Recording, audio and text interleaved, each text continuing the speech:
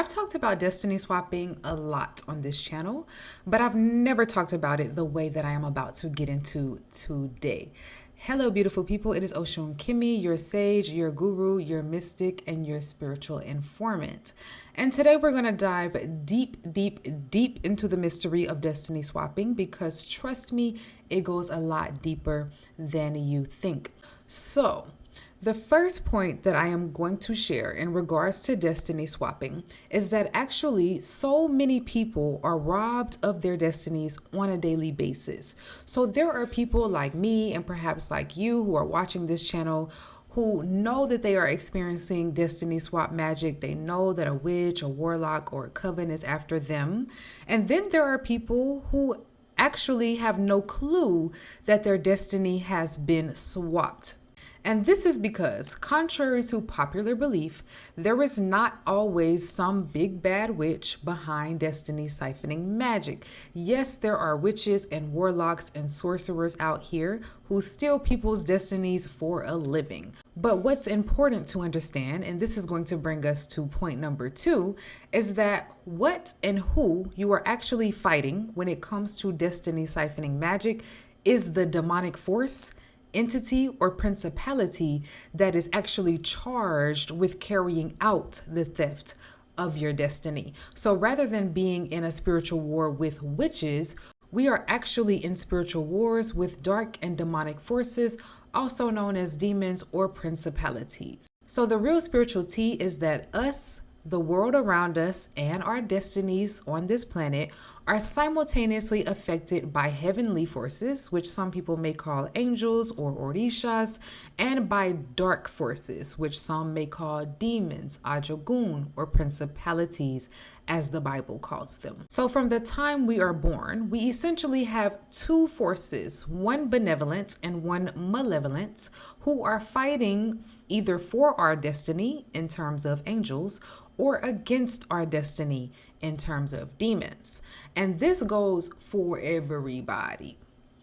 So to be clear, when witches are performing destiny swapping spells, they are petitioning and conjuring demons to initiate a contract against the person whose destiny they are vying for. So once the contract is made, that demon will essentially be assigned to you. It will become a monitoring spirit in your life, watching your every move and looking for ways to bring you off of your true destined path. Now, this is where we are going deep with point number 3.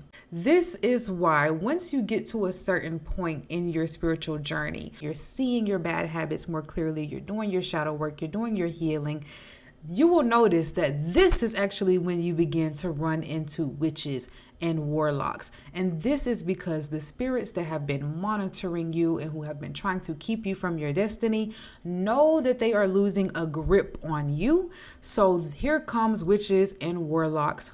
It's important to understand that these people, these witches and these warlocks, they have demonic attachments. So they may think that they are conjuring up and controlling demons to send to a person when really it is the other way around, which is why they be out here conjuring and cursing everybody.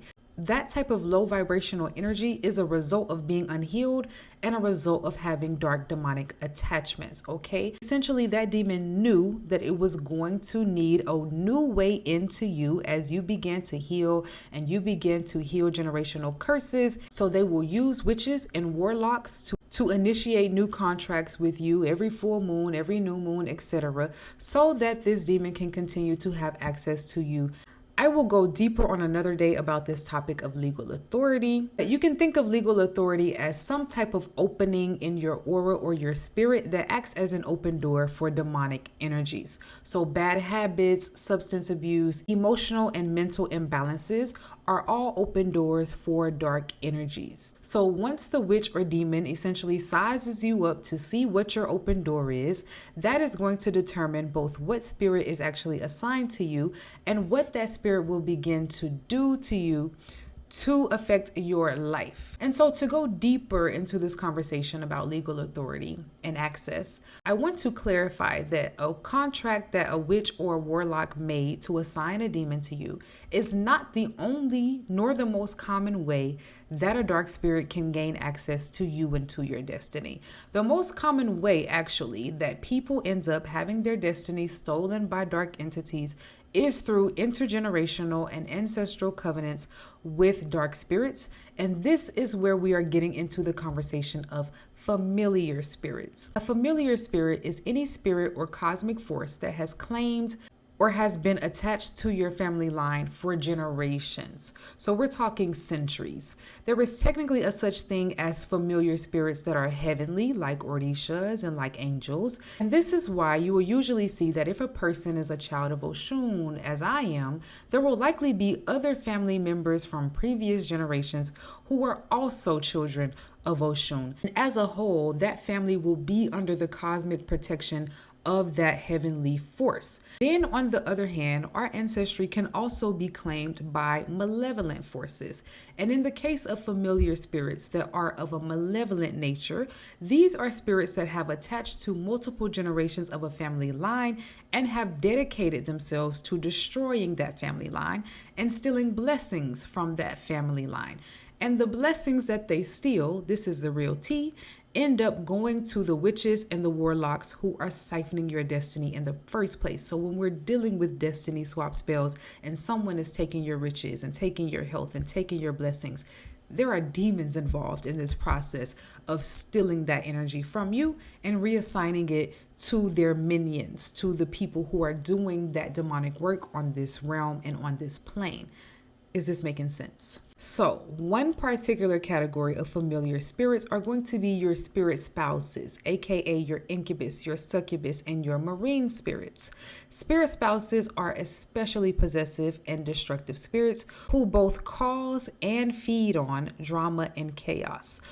So they very often will cause serious issues between lovers, between family members, especially siblings, and especially mother and daughter, between co-workers, between friends, and etc.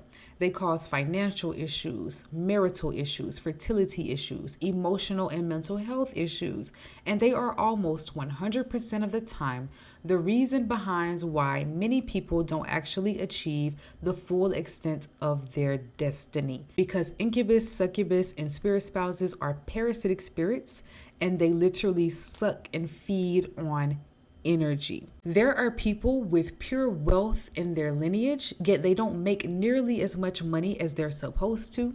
There are people who are meant to give birth to highly influential children, yet they have fertility issues, or they can't even find a spouse, or if they find a partner, they cannot keep them.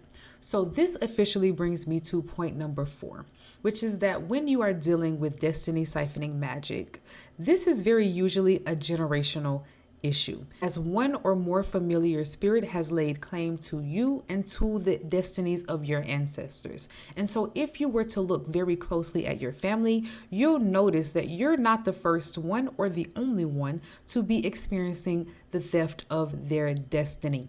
The thing with familiar spirits is that they will destroy members of your family and separate them from their destinies using the same or similar set of tactics. So they essentially have a blueprint. For example, mental health issues may run in the family. Addictions may run in the family. Violence and anger issues may run in the family. Adultery or infidelity may run in the family. So these recurring destructive behavioral patterns that run in the family form the obstacle and the barrier that blocks people from their destiny. And so in order to overcome the theft of your destiny, you will essentially have to overcome the things that have held you and your ancestry back for generations. So I will make a continuation to this video because there's truly so much to be shared, but I don't want to overload you all with so much information at one time. So let me know in the comments if you learned something new or if you already knew this. Also, if you need an ancestor reading or destiny reading to see whether a familiar spirit is operating in your life, I'd be happy to tap in with your angels, guides, and ancestors to look deeper into this issue. Of course, I'd like to invite you to join us on Patreon as well, because that's where we get into solutions on dealing with the issues that I talk about here on the channel. So peace and blessings to all. I will talk to you all again very, very soon. Selah.